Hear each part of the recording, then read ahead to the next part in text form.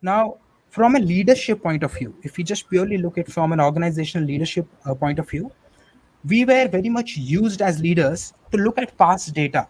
हम लोग देखते थे कि कोई भी नई सिचुएशन आ रही है तो कहीं ना कहीं तो हुआ होगा. There are case studies, there are books on it, somebody has said something, there are different perspectives which we pick from, and we are like, okay, this will at least help me in some way. There is some amount of guidance.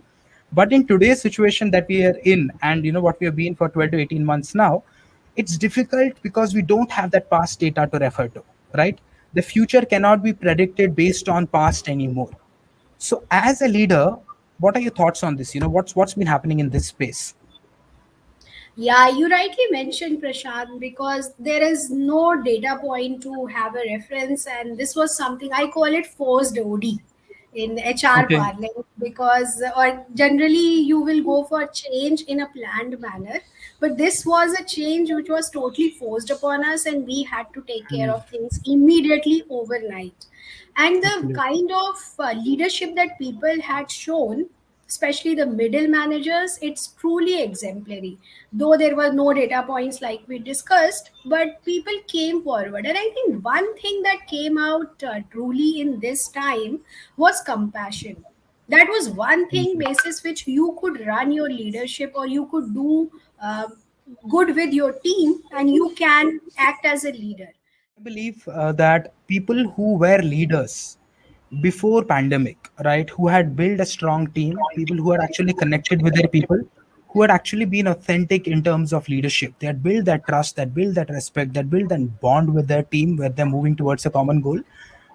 Those leaders would probably have faced lesser challenge, lesser resistance in pandemic, because those people would have actually taken this up as a challenge, saying that, "Ki, okay, for example, if it is Gauri saying that, okay, Gauri, we understand this is happening, the entire world is into this. How do we get together? How do we make this happen? How do we come out of it?" Right?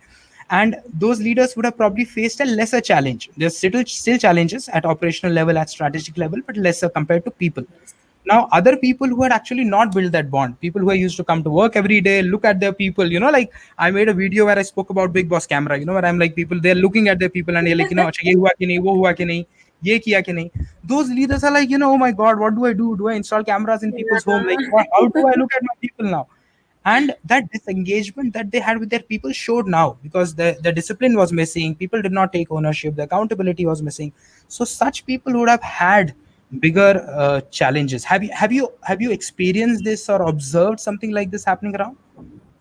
Yeah, so coming from different HR forums and discussions, there were both sides of people. You are absolutely right.